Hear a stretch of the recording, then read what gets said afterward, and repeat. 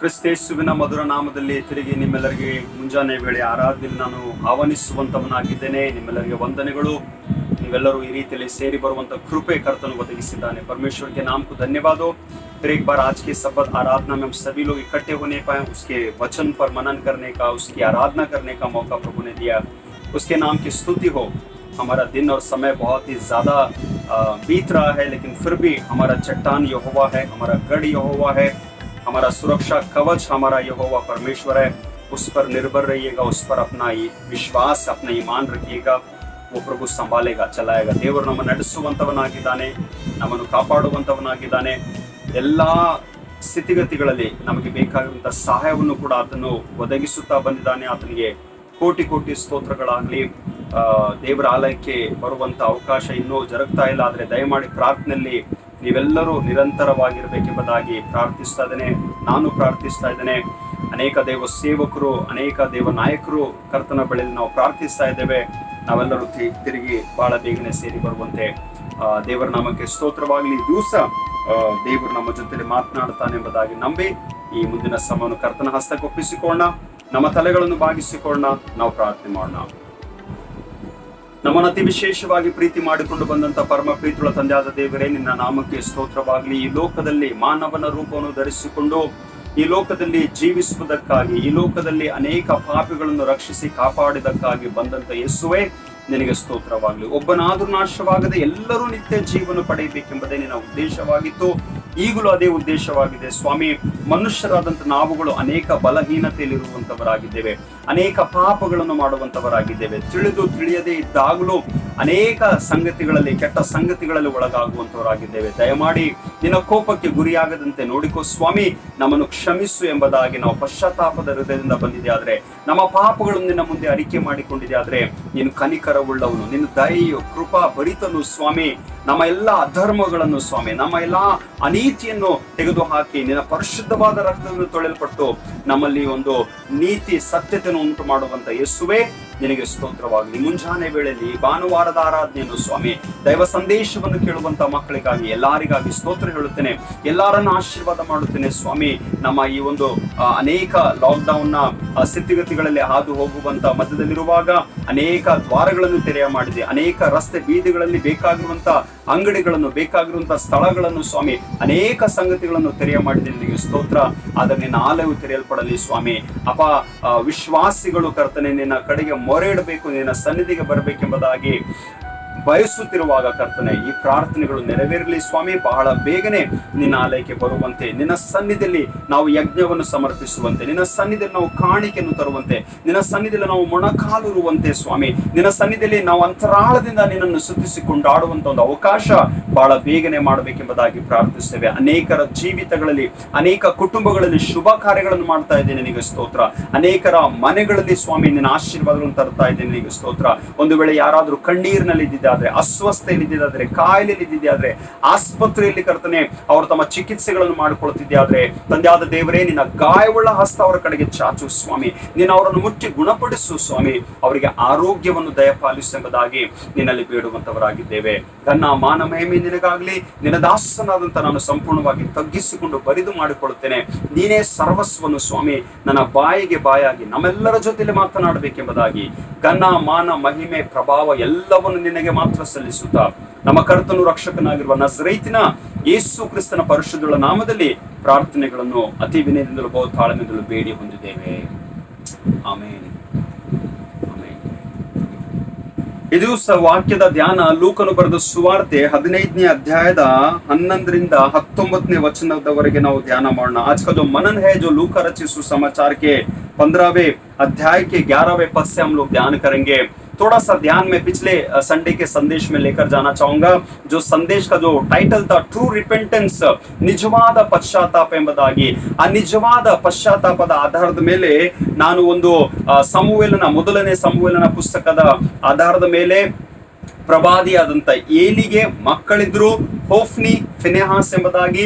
ಈ ಹೋಫ್ನಿ, ಫಿನೆಹಾಸು ಯಾವ ರೀತಿಯಲ್ಲಿ ದೇವರ ವಿರುದ್ಧವಾಗಿ, ದೇವ ಭಕ್ತರ ವಿರುದ್ಧವಾಗಿ ಪಾಪ ಮಾಡಿದ ಕಾರಣ ದೇವರ ಕೋಪ ಅವರ ಮೇಲೆ ಬಂದು ಅವರು ಒಂದೇ ದಿವಸ ತಮ್ಮ ಪ್ರಾಣವನ್ನು ಕಳ್ಕೊಂಡ್ರು ಅಥವಾ ಅವರು ಸತ್ತು ಹೋದ್ರು ಎಂಬುದಾಗಿ ನೋಡುತ್ತೇವೆ। होफनी फिनेहास परमेश्वर के विरुद्ध में पाप किए।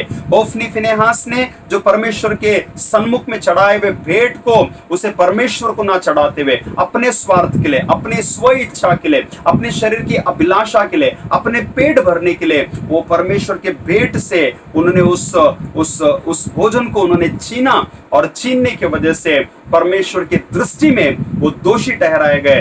और उससे भी बड़ा घिनौना पाप जो है वो परमेश्वर के मंदिर में रहने वाले स्त्रियों के साथ में उन्होंने संगम किया।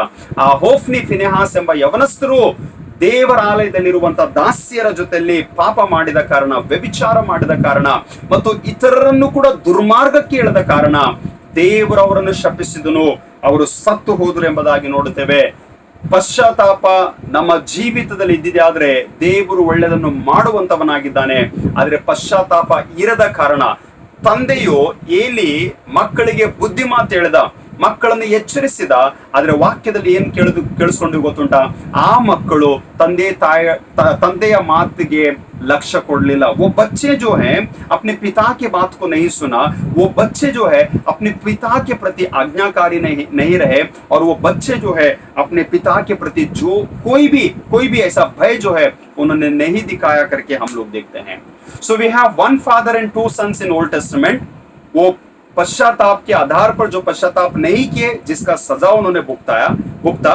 और आज के दिन जो है मैं कोई सी पिता के बारे में कहूंगा जो नए नियम के लूका रचित सुसमाचार के 15वें अध्याय में उसके भी 2 बेटे हैं, लेकिन उनमें से छोटा बेटा जो है गलत करता है, पाप करता है, संसार की चीजों में, संसार की अभिलाषाओं में, अपने स्वयं की शरीर की अभिलाषाओं में गिरकर अपने पास रहने वाले सब कुछ चीजों को वो खो देता है, लेकिन फिर भी वो पिता के घर वापस लौट कर आता है। उसकी जिंदगी में हम पश्चाताप को देखते हैं। ಹಳೆ ಒಡಂಬಡಿಕೆಯಲ್ಲಿ ಆ ಯವನಸ್ಥ ಮಕ್ಕಳು ಪಶ್ಚಾತ್ತಾಪ ಪಡದ ಕಾರಣ ಪ್ರಾಣವನ್ನು ಕಳ್ಕೊಂಡ್ರು।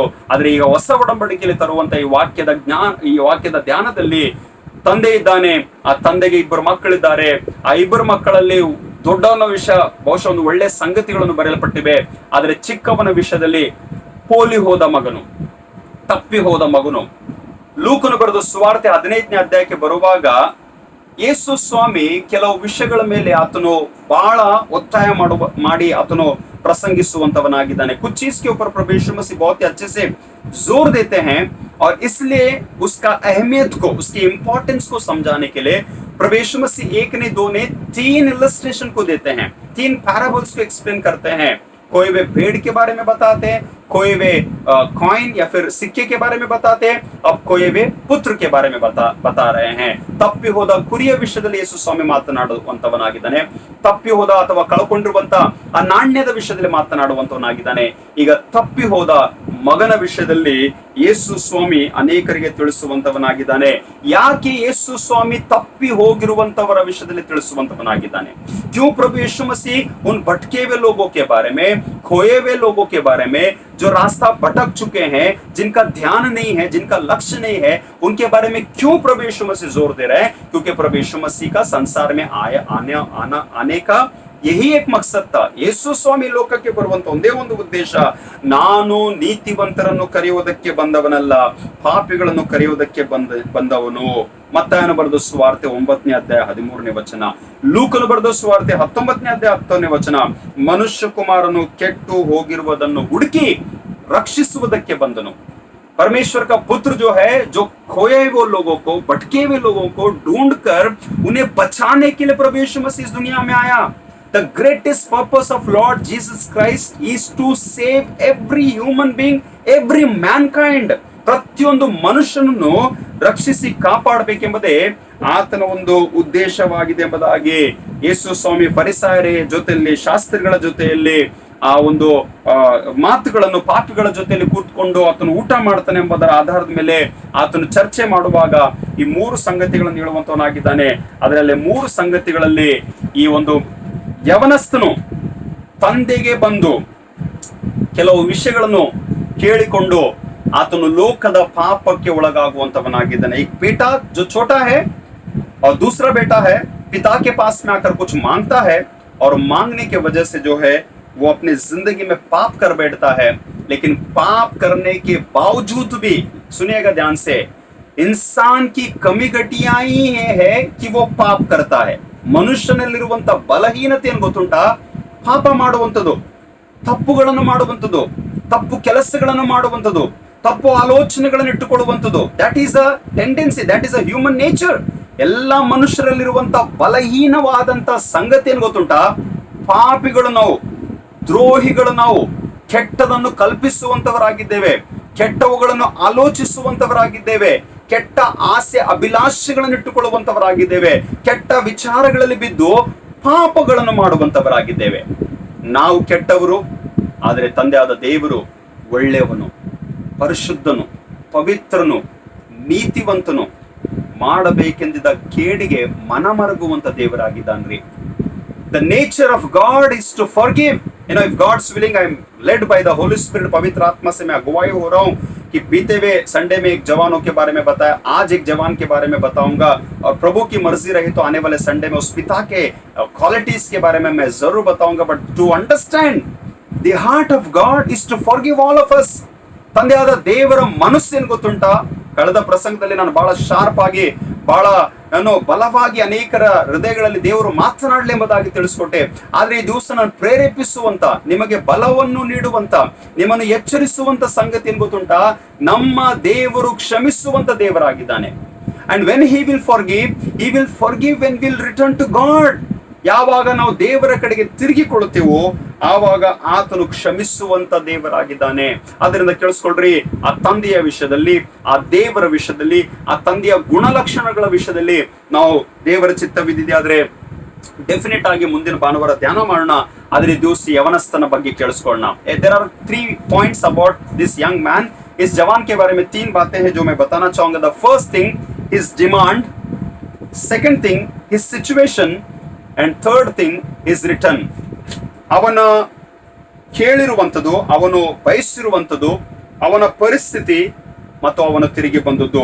उसने क्या डिमांड किया, उसने किस चीज की अपेक्षा की और उसने क्यों अपेक्षा की?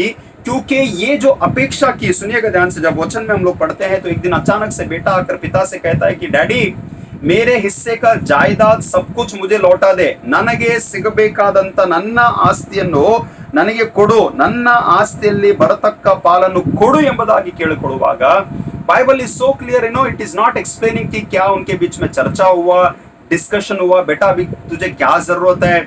You know, Bible does not say about that he was a married man. You know, शादीशुदा व्यक्ति है करके बाइबल नहीं बताती है तो हम लोग समझ ही लेंगे कि वो शादीशुदा नहीं है. जवान है तू, तुझे क्या जरूरत है, तू इन पैसों का क्या करेगा, इस जायदाद का तू क्या करेगा, तू कहां जाएगा. यू नो, इन सब के बारे में डेफिनेटली एक पिता और बेटे के बीच में चर्चा हुआ होगा. लेकिन फिर भी ये बेटा जो है डैडी से डिमांड करता है.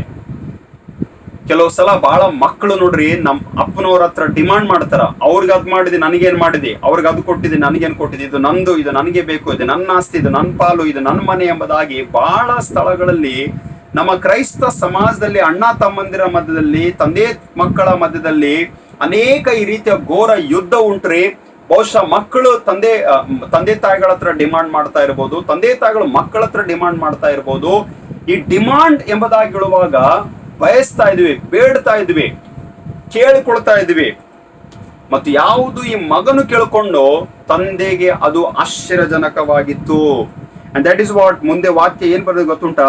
ತಂದೆಯು ಬಹಳ ಆಶ್ಚರ್ಯಪಟ್ಟನು ಎಂಬುದಾಗಿ. ಆಶ್ಚರ್ಯಪಟ್ಟಿದ್ದಾಗ್ಲೂ ಆ ಇಬ್ಬರು ಮಕ್ಕಳ ಆಸ್ತಿಯನ್ನು ಪಾಲು ಮಾಡಿದನು ಎಂಬುದಾಗಿ ನೋಡುವಂತವರಾಗಿದ್ದೇವೆ.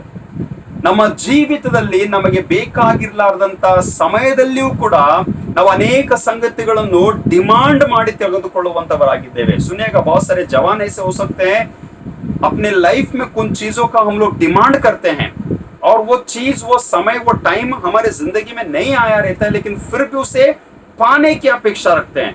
और कुछ लोगों, तो मैं ये बोलो, अगर कोई सामने वाला व्यक्ति नहीं दे रहा है तो उसे छीनने की अपेक्षा करते हैं. You know, demanding something that is not pleasing in God's side, ದೇವರ ದೃಷ್ಟಿಯಲ್ಲಿ ಯಾವುದು ಸರಿಯಾಗಿ ಅಲ್ಲವೋ ಅದನ್ನು ಬಯಸುತ್ತಾ ಇದ್ದಿದೆ ಆದ್ರೆ ಅದು ನಿಜವಾಗಲೂ ತಪ್ಪಾದಂತ ಸಂಗತಿ ಎಂಬುದಾಗಿ ಈ ಹುಡುಗನು ಏನು ಬಯಸುದನೆಂಬುದಾಗಿ ಹೇಳುವಾಗ ತನ್ನ ಆಸ್ತಿಯನ್ನು ಬಯಸ್ಕೊಂಡ, ತನಗೆ ಬೇಕಾದದ್ದನ್ನು ಬಯಸ್ಕೊಂಡ. ಅವನು ಬಯಸ್ಕೊಂಡ್ರು ಕೂಡ, ಆಸೆ ಪಟ್ಟರು ಕೂಡ, ಅಪೇಕ್ಷಿಸಿದ್ರು ಕೂಡ ತಂದೆ ಅವನಿಗೆ ಇಲ್ಲ ಎಂಬುದಾಗಿ ಹೇಳಲಿಲ್ಲ, ಬೇಡ ಎಂಬುದಾಗಿ ಹೇಳಲಿಲ್ಲ. ತಂದೆ ಆಶ್ಚರ್ಯಪಟ್ಟಿದ್ದಾಗಲೂ ಅವನಿಗೆ ಕೊಡ್ಲಿಕ್ಕೆ ಸಿದ್ಧನಾದನು ಎಂಬುದಾಗಿ ನೋಡುವಂತರಾಗಿದ್ದೇವೆ. ಕೇಳಿಸ್ಕೊಂಡ್ರೆ, ಒಂದು ಕುಟುಂಬದಲ್ಲಿ 2, 3, 4, 5 ಜನ ಅಣ್ಣ ತಮ್ಮಂದಿರಿದ್ರೆ, ಅಕ್ಕ ತಂಗಂದಿರಿದ್ರೆ ಎಲ್ಲರಿಗೆ ಡಿಮಾಂಡ್ ಮಾಡುವಂತ ಆಸೆಗಳು ಬಂದ್ಬಿಟ್ಟಿವ್ರಿ. बहुत सारे लोग डिमांड करते हैं, उनके लिए तुमने इतना किया, तुम मेरे लिए क्या करोगे? जब तक मुझे नहीं दोगे तो वो डिमांड जो है, डिमांडिंग जो स्पिरिट जो है, बहुत सारे रिश्तों को तोड़ दिया है. ಈ ಬೇಡುವಂತ ಸ್ಥಿತಿಯನ್ನು ಗೊತ್ತುಂಟ್ರಿ, ಆ ಬೇಡುವಿಕೆಯಲ್ಲಿ ನಾವು ಅಹಂಕಾರದಿಂದ ಬೇಡಿದೆ ಆದ್ರೆ, ಒತ್ತಾಯ ಮಾಡಿ ಬೇಡಿದೆ ಆದ್ರೆ, ದಬ್ಬಾಳಿಕೆ ಮಾಡಿ ಬಲಾತ್ಕಾರದಿಂದ ಬೇಡಿದೆ ಆದ್ರೆ ದೇವರದನ್ನು ಮೆಚ್ಚುವುದಿಲ್ಲ.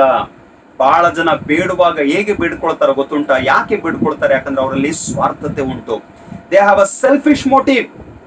बहुत से बार ऐसा होता है कि मेरा पर्सनल लाइफ का जर्नी एक्सपीरियंस है कि लोगों की जिंदगी में इन कहानियों को देखता हूँ कि कोई भाई है, जो पिता है, जो अपने छोटे के लिए, अपने बेटे के लिए उसने ऑलरेडी सब कुछ कर दिया है, उसने दे दिया है, लेकिन देने के बावजूद भी लोग और मांगते हैं, और चाहिए. और ये जो पाप जो है परमेश्वर के दृष्टि में बहुत ही अयोग्य है. कन्नडದಲ್ಲಿ ಬರೆದಿದೆ, ನನ್ನ ಆಸ್ತಿ ನನಗೆ ಕೊಡು, गिव मी, मुझे तू दे. और ये क्या है? अपनी इच्छाओं को पूरा करने के लिए, अपने स्वार्थ को पूरा करने के लिए, संसार में उन चीजों को ले जाकर उसमें डूबने के लिए उन अपेक्षाओं को रखता है करके हम लोग देखते हैं. कई बार ऐसे होता है कि मांगे हुए चीजों को पाने के लिए परिवार में, हिस्सों में, प्रॉपर्टीज में, जायदाद में टाइम लगता होगा. लेकिन आपको पता है कुछ लोगों का माइंड इतना भ्रष्ट है कि लोग इंतजार भी कर देते हैं कि अगर ये मर जाएगा ना, मेरा बाप मर जाएगा, मेरा मम्मी मर जाएगा, तो शायद मेरा भाई मर जाएगा, तो ये जायदाद मेरे नाम पे हो जाएगा. आई टेल यू, ये सोच ये जवान के अंदर कितना था मुझे नहीं पता, क्योंकि कहीं ना कहीं उसका डैडी बहुत अच्छा था कि उसने जनरसली, उदारता से उसने दिया. वो पिता देने के वजह से इसने पाया, लेकिन इसने पाया तो पाया, इसकी हालत बुरी हो गई. And the second point I would say that his situation went so worst. ಅವನ ಪರಿಸ್ಥಿತಿ ಎಷ್ಟು ಕೆಟ್ಟದಾಯಿತು ಗೊತ್ತುಂಟಾ? ಬೇಡಿಕೊಂಡು ತೆಗೆದುಕೊಂಡ, ಒತ್ತಾಯ ಮಾಡಿ ತೆಗೆದುಕೊಂಡ, ನನಗೆ ಬೇಕು ಎಂಬುದಾಗಿ ಹೇಳಿಕೊಂಡು ತೆಗೆದುಕೊಂಡ. ಅದು ತೆಗೆದುಕೊಂಡ ಕಾರಣ ಕೇಳಿಸ್ಕೊಳ್ರಿ, it may be anything that you may be demanding in your life. may it be property, may it be a share, may it be a job, may it be a money. आप कुछ भी हो सकता है, कुछ चीजों के लिए डिमांड कर रहे होंगे, लेकिन जैसे उसने लिया, उसका इस्तेमाल करने लग गया, उसको अपने जेब में रख लिया, वो संसार में लोगों के बीच में जाकर रहने लग गया, तो हम लोग क्या देखते हैं पता है? उसका जिंदगी स्वार्थता में या फिर स्वार्थीपन में गिर गया. ಅವನ ಜೀವಿತ ಪಾಪದಲ್ಲಿ ಮುಳುಗಿ ಹೋಯಿತು. ದುಡ್ಡಿನ ಆಸೆ, ಹಣದ ಆಸೆ, ಎಲ್ಲ ಲೋಭಿತನ, ಎಲ್ಲ ವ್ಯಭಿಚಾರ, ಎಲ್ಲ ಲೋಕದಲ್ಲಿ ಮಾಡುವಂತ ಎಲ್ಲ ಪಾಪವನ್ನು ಪಟಿಂಗನಾಗಿ ಬದುಕಿದನೆಂಬುದಾಗಿ ವಾಕ್ಯದಲ್ಲಿ ಬರೆಯಲ್ಪಟ್ಟಿದೆ. ಕೇಳಿಸ್ಕೊಳ್ರಿ, ಅವನು ದೂರ ದೇಶಕ್ಕೆ ಹೊರಟು ಹೋಗಿ ಅಲ್ಲಿ ಪಟಿಂಗನಾಗಿ ಬದುಕಿ ತನ್ನ ಆಸ್ತಿಯನ್ನು ಸೂರೆ ಮಾಡಿಬಿಟ್ಟನು ಎಂಬುದಾಗಿ ವಾಕ್ಯದಲ್ಲಿ ಬರೆಯಲ್ಪಟ್ಟಿದೆ. उसने अपने पैसों को उड़ाया, उसने अपने पैसों का गलत इस्तेमाल किया, उसने अपने पैसों को संसार की चीजों में लगाया. और ये पाप जो है, इस पाप का जो फल उसकी जिंदगी के लिए बुरा हुआ करके हम लोग देखते हैं. ಅವನು ಲೋಕದ ಆಸೆ, ಶರೀರದ ಆಸೆ, ಕಣ್ಣಿನ ಆಸೆಯಲ್ಲಿ ಒಳಗಾಗಿ ಅವನ ತಂದೆ ಕೊಟ್ಟದ್ದನ್ನು ಕಸ್ಕೊಂಡು ಅಥವಾ ತೆಗೆದುಕೊಂಡು ಬಂದು ಪಟಿಂಗನಾಗಿ ಲೋಕದಲ್ಲಿ ಬಿದ್ದು ಅವನು ಎಲ್ಲವನ್ನು ಕಳ್ಕೊಳ್ಳಿಕ್ಕೆ ಶುರು ಮಾಡಿದನೆಂಬುದಾಗಿ ವಾಕ್ಯ ತಿಳಿಸುವಂತದ್ದಾಗಿದೆ. सब कुछ वो खोने लग गया, एक के बाद वो एक खोने लग गया. He experienced the pleasure of sin, he paid the price of sin, he experienced the pain of sin. It was all shame, suffering, sadness, separation, sorrow, everything was filled with misery. ಅವನು ಮಾಡಿದ್ದೆಲ್ಲವೂ ಅದರದ ಬೆಲೆ ಅವನು ಕಟ್ಟಿದನೆಂಬುದಾಗಿ. ಪಾಪದ ಬೆಲೆ ಒಬ್ಬಂಟಿಗನಾದ. ತಂದೆ ಇಲ್ಲ, ಕುಟುಂಬ ಇಲ್ಲ, ಗೆಳೆಯರಿಲ್ಲ, ಯಾರೂ ಇಲ್ಲ, ಬಟ್ಟೆ ಇಲ್ಲ, ಊಟ ಇಲ್ಲ, ಆಹಾರ ಇಲ್ಲ, ಇಳ್ಕೊಳ್ಳಿಕ್ಕೆ ಸ್ಥಳ ಇಲ್ಲ. He lost everything because he fall into the worldly things. वो संसार की चीजों में गिरने की वजह से दुख, परेशानी, तकलीफ, भूखा, नंगापन, ಶೇಮ್, ನಾಚಿಕೆ ಹಿಡಿತನ, ಸ್ಯಾಡ್ನೆಸ್ ಎಲ್ಲವನ್ನು ಅನುಭವಿಸಲಿಕ್ಕೆ ಶುರು ಮಾಡಿದ. Just because he did not stand right with his father.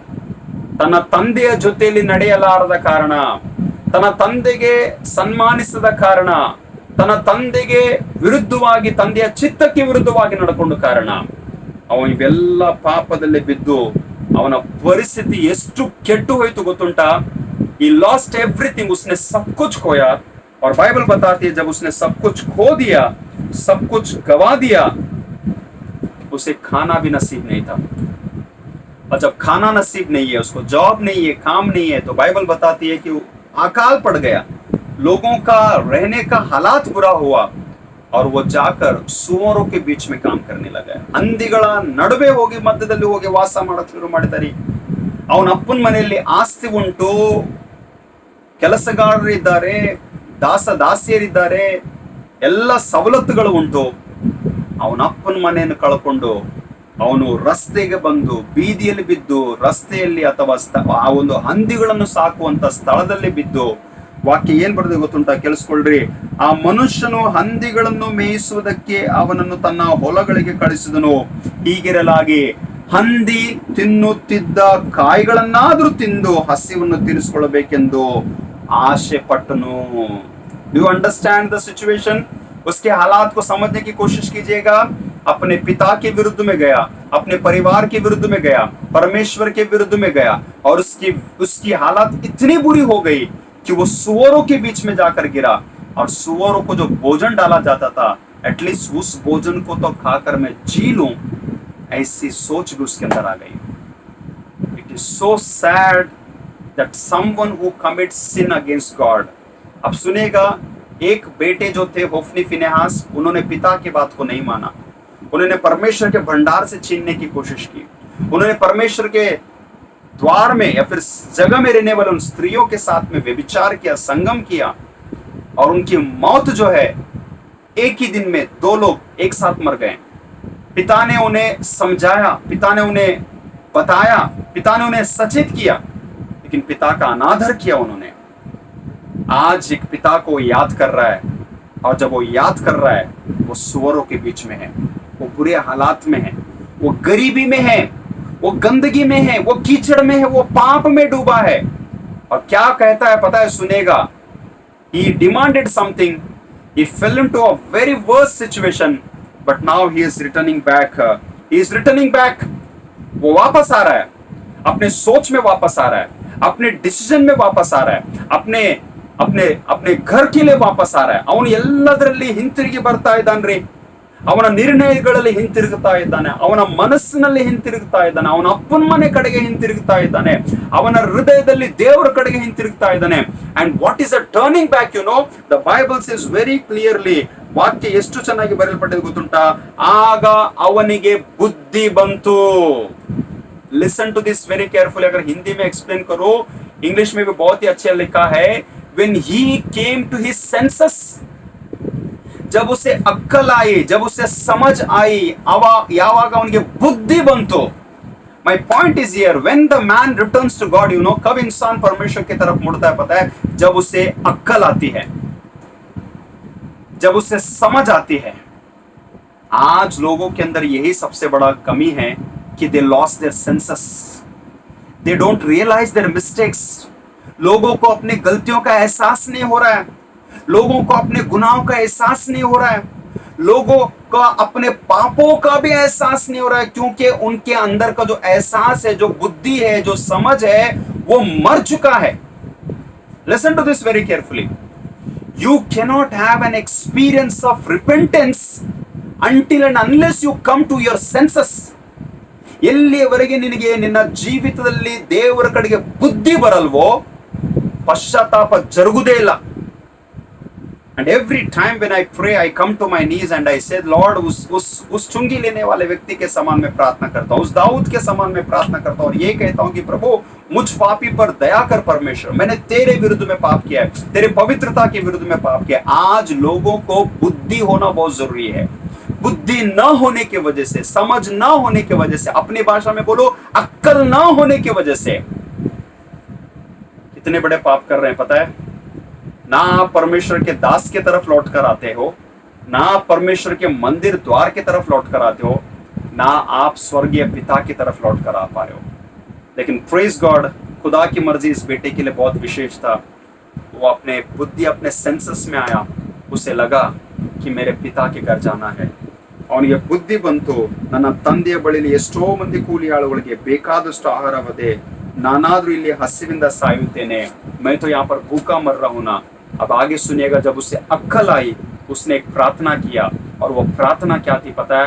आज आपको और मुझे, हर एक मसीह विश्वासियों को, हर एक लोगों को ये प्रार्थना करना बहुत जरूरी है, ये अंगीकार करना जरूरी है जो इस बेटे ने किया। उसने कहा कि हे पिता, मैंने तेरे विरुद्ध में और अपने पिता के विरुद्ध में पाप किया है। ಕೇಳಿಸ್ಕೊಳ್ರಿ ಚೆನ್ನಾಗಿ ಸಭಿ ಕರೆ, ಪರಲೋಕದ ವಿರುದ್ಧವಾಗಿಯೂ ತಂದೆಯ ವಿರುದ್ಧವಾಗಿಯೂ ಪಾಪ ಮಾಡಿದ್ದೇನೆ, ನನ್ನ ತಂದೆಯ ವಿರುದ್ಧವಾಗಿ ಪಾಪ ಮಾಡಿದ್ದೇನೆ, ಪರಲೋಕದ ದೇವರ ವಿರುದ್ಧವಾಗಿ ಪಾಪ ಮಾಡಿದ್ದೇನೆ। You understand? आपको क्या लगता है पता है, हमें क्या लगता है पता है कि अगर हमने कोई गलती किया तो अगर परमेश्वर से माफी मांगे तो काफी है? नो, बिल्कुल नहीं। आपको इस बात का एहसास, ये बुद्धि, ये अक्ल, ये समझ, ये अंडरस्टैंडिंग होना चाहिए कि हम तो परमेश्वर के विरुद्ध में पाप करते ही हैं, लेकिन मनुष्य के विरुद्ध में भी पाप कर बैठते हैं। Now listen to this very carefully, ಚೆನ್ನಾಗಿ ಕೇಳಿಸ್ಕೊಳ್ರಿ। ನಾನು ನಿಮ್ಮ ಧ್ಯಾನ ಹೋದ ವಾರದ ಪ್ರಸಂಗಕ್ಕೆ ಎಳ್ಕೊಂಡು ಹೋಗ್ತಾ ಇದ್ದೀನಿ। ತಂದೆ ಏನ್ ಬುದ್ಧಿ ಮಾಡುತ್ತೆ ಹೇಳ್ದ ಗೊತ್ತುಂಟ? ಹೋಫ್ನಿ ಫಿನೆಹಾಸ್ಗೆ ಮನುಷ್ಯನ ವಿರುದ್ಧವಾಗಿ ಪಾಪ ಮಾಡಿದ್ರೆ ದೇವರು ಮಧ್ಯಸ್ಥಿಕೆಯನ್ನು ವಹಿಸ್ತಾನಂತೆ। Did you listen to this? इंसान के प्रति अगर पाप करेगा ना तो परमेश्वर इंटरसीड करेगा, इन्वॉल्व होगा, और शायद वो हालात को सुधरेगा। लेकिन इंसान परमेश्वर के विरुद्ध में पाप करेगा तो कौन आकर सॉल्व करेगा? ಮನುಷ್ಯನು ದೇವರ ವಿರುದ್ಧವಾಗಿ ಪಾಪ ಮಾಡಿದಾದ್ರೆ ಮಧ್ಯಸ್ಥಿಕೆಯನ್ನು ವಹಿಸುವವರು ಯಾರ್ರೀ? ನೀನಾಗ್ಲಿ ನಾನಾಗ್ಲಿ, ಎಲ್ಲಿ ಹೇಗೆ ಯಾವ ರೀತಿಯಲ್ಲಿ ಎಷ್ಟು ಪಾಪಗಳನ್ನು ಮನುಷ್ಯರ ವಿರುದ್ಧವಾಗಿ ಮಾಡಿವೋ, ದೇವರ ವಿರುದ್ಧವಾಗಿ ಮಾಡಿವೋ, ದೇವರ ಆಲಯದ ವಿರುದ್ಧವಾಗಿ ಮಾಡಿವೋ, ದೇವರ ಸೇವಕರ ವಿರುದ್ಧವಾಗಿ ಮಾಡಿದೀವರೋ, ದಯಮಾಡಿ ಎಚ್ಚರವಾಗ್ರಿ। ಎಲ್ಲಿಯವರೆಗೆ ಪಶ್ಚಾತ್ತಾಪದ ಪ್ರಾರ್ಥನೆ ನನ್ನಲ್ಲಿ ಉಂಟಾಗಲ್ವೋ, ಪರಲೋಕದ ವಿರುದ್ಧವಾಗಿಯೂ ನಿನ್ನ ವಿರುದ್ಧವಾಗಿಯೂ ಪಾಪ ಮಾಡಿದ್ದೀನಿ ಎಂಬುದಾಗಿ ಸುಂಕದವನು ಕೂಡ ಮಾಡಿರುವಂತ ಪ್ರಾರ್ಥನೆಯನ್ನು ಗೊತ್ತುಂಟಾ? ಅಯ್ಯೋ ದೇವರೇ, ನಾನು ಕಣ್ಣೆತ್ತಿ ನಿನ್ನ ಕಡೆಗೆ ನೋಡುವಷ್ಟು ಯೋಗ್ಯತೆ ನನಗಿಲ್ಲ ಸ್ವಾಮಿ, ಪಾಪಿಯಾದಂತ ನನ್ನನ್ನು ಕರುಣಿಸು ಎಂಬುದಾಗಿ ನಮ್ಮ ಸ್ವಂತ ಬಲಹೀನತೆಗಳನ್ನು ನಮ್ಮ ಜೀವಿತದಲ್ಲಿ ಇಟ್ಕೊಂಡು ನಾವು ಅನೇಕ ರೀತಿಯ ಗರ್ವ, ಅಹಂಕಾರ, ಸೊಕ್ಕಿನಲ್ಲಿ ಜೀವಿಸ್ತಾ ಇದ್ದೀವಿ ನೋಡ್ರಿ। ಆ ಅಹಂಕಾರ ಎಂದಿಗೂ ನಮಗೆ ಪಶ್ಚಾತ್ತಾಪದ ಕಡೆಗೆ ಎಳ್ಕೊಂಡು ಹೋಗಲ್ಲ। You will never come in repentance until and unless you confess, you say that Lord I have sinned against you, मैंने तेरे विरुद्ध में पाप किया है, तेरी पवित्रता के विरुद्ध में पाप किया है, तेरी मर्जी के विरुद्ध में पाप किया है, तेरी इच्छा के विरुद्ध में पाप किया है, तेरे सेवक के विरुद्ध में पाप किया है, प्रभु मुझे क्षमा कर। और जब तक ये प्रार्थना नहीं करेंगे शायद पिता के घर जा नहीं पाएंगे, पिता हमें स्वीकार नहीं करेगा। ಎಲ್ಲಿಯವರೆಗೆ ಪ್ರಾರ್ಥನೆ ಮಾಡಲ್ವೋ ತಂದೆಯು ನಮ್ಮನ್ನು ಸ್ವೀಕಾರ ಮಾಡಲ್ಲ। ಈ ಕೇಮ್ ಟು ಈ ಸೆನ್ಸಸ್, ಈ ರಿಯಲೈಸ್ಡ್, ಅವನಿಗೆ ಅರಿವು ಉಂಟಾಯಿತು, ಅವನಿಗೆ ಬುದ್ಧಿ ಬಂತು, ಅವನು ಎದ್ದು ನಿಂತ, ಅವನ ಪಾಪದ ಅರಿಕೆ ಮಾಡಿಕೊಂಡ, ಪಶ್ಚಾತ್ತಾಪ ಪಟ್ಟ, ನಿನ್ನ ವಿರುದ್ಧವಾಗಿ ಪಾಪ ಮಾಡಿದೆನೆಂಬುದಾಗಿ ಹೇಳಿಕೊಂಡು ಹಿಂತಿರುಗಿ ತಂದೆಯ ಮನೆಗೆ ವಾಪಸ್ ಬಂದ। Hallelujah. He came back to his father. वो अपने पिता के घर वापस आया, वो अपने डैडी के घर वापस आया, क्योंकि उससे पता चला कि उसने पाप किया है, और शायद उसका पश्चाताप ही है कि उसके पिता ने उसे एक्सेप्ट किया। आज बहुत से बार ऐसे होता है कि पास्टर्स जो है बहुत दर्द से गुजरते हैं। Nobody understand the pain of the pastor. जब लोग पास्टर के विरुद्ध में, पास्टर के सेवकाई के विरुद्ध में, पास्टर के पर्सनालिटी के विरुद्ध में, पास्टर के विरुद्ध में, सेवक के विरुद्ध में, I just want to warn all the Canada churches of Mumbai में बताना चाहूंगा, मुझे कभी झिझक महसूस नहीं होता है जब मैं प्रचार करता हूँ, क्योंकि बहुत ही निडरता से मैं बात करता हूँ। इसीलिए मेरी बातें बहुत सारे लोगों को ठेस पहुंचती है। मुझे दुख भी होता है कि shame to those, even those who are not listening to the word of God. इन दिनों में उनको शर्म आए जो लोग वचन भी नहीं सुन रहे हैं, और वचन न सुनने के वजह से वो पाप में इतने डूबे हैं, गंदगी में इतने डूबे हैं, आदतों में इतने डूबे हैं, बुराइयों में इतने डूबे हैं कि पश्चाताप नहीं आ रहा है, रिपेंटेंस नहीं आ रहा है, मन का परिवर्तन नहीं आ रहा है, नई सोच नहीं आ रहा है। मैं मैयत में खड़े रहकर इंसान लोगों को दफनाते समय में भी मैं प्रचार करूं तो कलीसिया के लोग खड़े होकर बड़ी आंखें निकालकर वचन को सुनते हैं। पुलपिट पर खड़े होकर अगर प्रचार किया है, कहीं सेवा किया है, कुछ कुछ सालों में रहकर कोई सेवकाई किया है, तो उतना सेवकाई में भी जो भी प्रचार किया है वो ख्याल में आकर परमेश्वर के दास के प्रति लोगों को डर नहीं है, भय नहीं है। आप जब कोई बुरा बोलते हो, बुरा कहते हो, बुरा सोचते हो, बुरा अट्टर भी करते हो ना, even the ugly and dirty words you are using against servant of God, मैं वंडर होता हूं कि क्यों लोगों के पैर कांपते नहीं हैं। और आज इस बात का निष्कर्ष में आ चुका हूं मैं, क्योंकि मैं छोटा बच्चा नहीं हूं, मैं 12 साल की सेवकाई का अनुभव खुदा ने मुझे दिया है, और इस 12 साल के साथ में जो भी सालों का ट्रेनिंग करते आया हूं ना, उसका ज्ञान प्रभु ने दिया है। और आज जो इज्जत, जो सेवा, जो नाम, ये मेरी घमंड नहीं है, ये मेरा बड़प्पन नहीं है, लोगों का प्यार है। एंड आई सैल्यूट, मैं सैल्यूट करूंगा उस बुजुर्ग लोगों के लिए जो कर्नाटक से, जो मुंबई से, जो अलग अलग मुंबई शहर के प्रांतों से अगर आप लोग वचन को सुनकर आशीषित हो रहे हैं, मैं आश्चर्य होता हूं उन सेलेक्टेड कुछ लोगों के लिए जिनके जिंदगी में लॉकडाउन के हालात ने भी कोई सुधार नहीं लाया है। They are not coming to their senses, पिता के घर में वापस नहीं आ रहे, प्रभु के दास के पास में वापस आने की इच्छा नहीं रख रहे हैं। और आज मैं अपने मन के बारे में बता दूं, क्योंकि जो भी लोग सुन रहे हैं ना, इस बात को जरूर मानेंगे कि मैंने अपने जिंदगी में आज तक किसी के प्रति ना कोई भड़ास, कोई गुस्सा, कोई नफरत, कोई ईर्ष्या, कोई जलसी नहीं रखा है। मैंने यही प्रयत्न किया कि जब भी बुरा हुआ है तो लोगों को क्षमा करने का मन में मुझे दिया है प्रभु ने, because that is a heart God carries, वही मन परमेश्वर का है। And it is very saddens, ये दुख होता है आज मुझे बताने के लिए, it is very shameful even to the church leaders, कलीसिया के कुछ नायक लोग के लिए की भी ये शर्म की बात है कि आज हमारे कनाडा कलीसिया के हालात बुरे हो चुके हैं। बुरे हालात में प्रभु के दास को संभालना, बुरे हालात में प्रभु के दास के लिए फिक्र करना, बुरे हालात में प्रभु के दास के लिए प्रार्थना करना तो दूर की बात, लेकिन बुरे हालात में भी प्रभु के दासों को नीचा दिखाया गया है। I don't want to name any church, don't interpret in a different way, don't start backbiting why Thomas Aya is doing such preaching, क्यों Thomas Aya आज ऐसे preaching को कर रहे हैं। मुझे ना सच बोलने में कोई डर नहीं है, लेकिन आज दुख की बात क्या है पता है, लोग सच बोलते ही नहीं है। सभी को वेरी सॉफ्ट वाला, प्यार वाला संदेश चाहिए, लेकिन संदेश वही है जो तेरे मन को टटोलेगा। परमेश्वर का पवित्र वचन वही है जो तेरे हृदय को छुएगा। अगर ये हृदय को छू कर अगर ये सोच और बुद्धि बदल रही है तो प्रभु को धन्यवाद हो, आप और मैं उस बेटे के समान बनेंगे जो सुअरों के बीच में गिरते समय में भी एक अक्ल आएगी, उठ के मुझे मेरे डैडी के घर वापस जाना है और कहना है कि प्रभु मैंने तेरे विरुद्ध पाप किया है।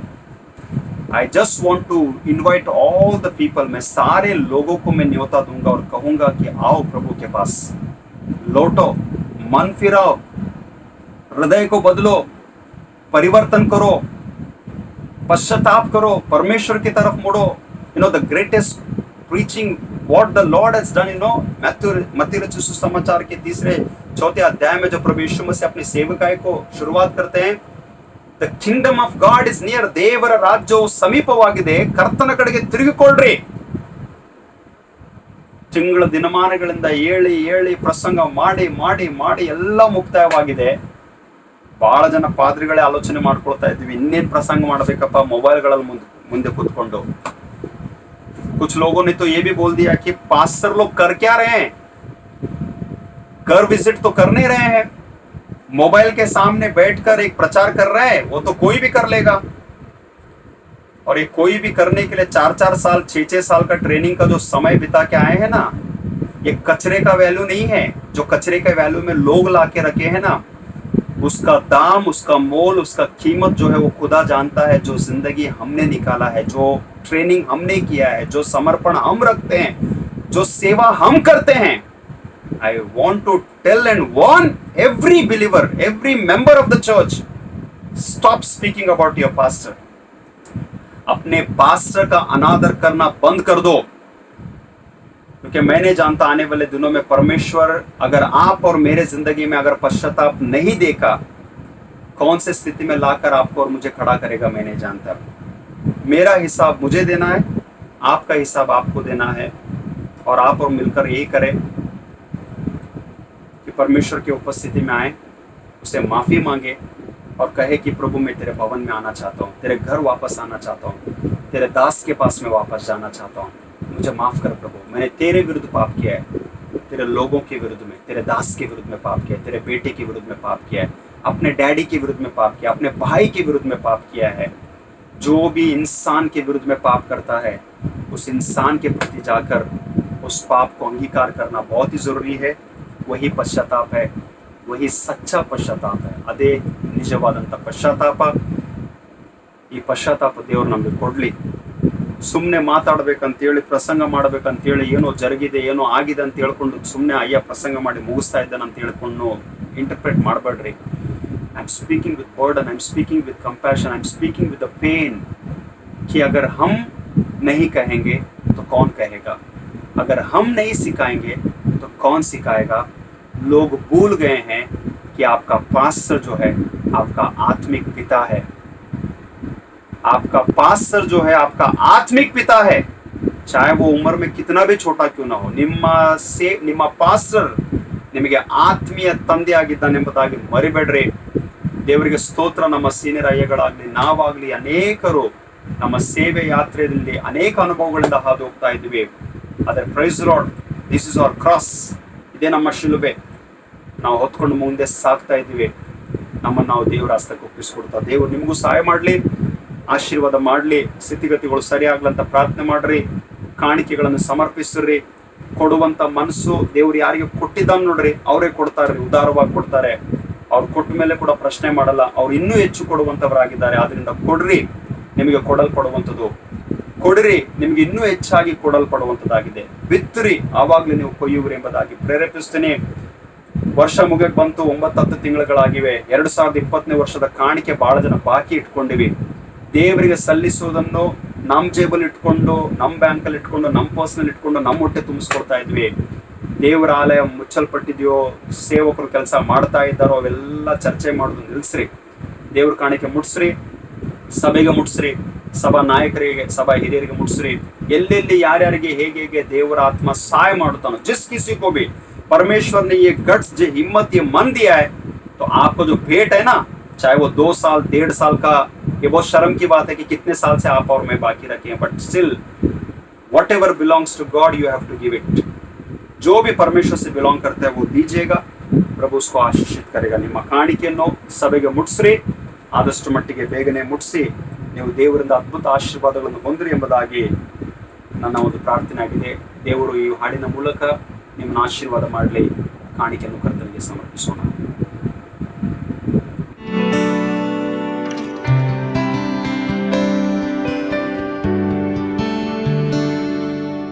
टूट कर बिखरने न देगा मुझे यीशु मसीह का प्यार, जिसने अकेला न छोड़ा मुझे, कैसा अनोखा प्यार। टूट कर बिखरने न देगा मुझे यीशु मसीह का प्यार, जिसने अकेला न छोड़ा मुझे, कैसा अनोखा प्यार। माँ की तरह मुझे थामेगा वो, गिरने न देगा मुझे, मेरे आँखों के आंसू को पोंछेगा वो, बाहों में लेगा मुझे।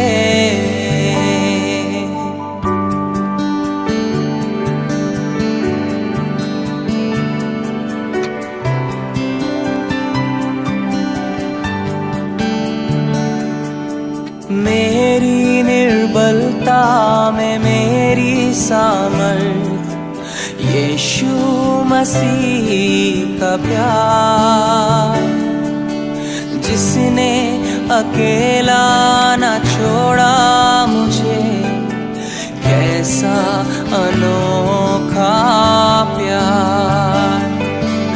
मेरी निर्बलता में मेरी सामर्थ यीशु मसीह का प्यार, जिसने अकेला न छोड़ा मुझे, कैसा अनोखा प्यार।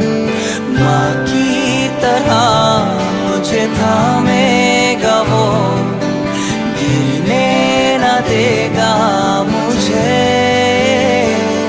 मेरे आँखों के आंसू को पोंछेगा वो, बाहों में लेगा मुझे। माँ की तरह मुझे थामेगा वो, गिरने न देगा मुझे। मेरे आँखों के आंसू को पोंछेगा वो, बाहों में लेगा मुझे। यीशुआ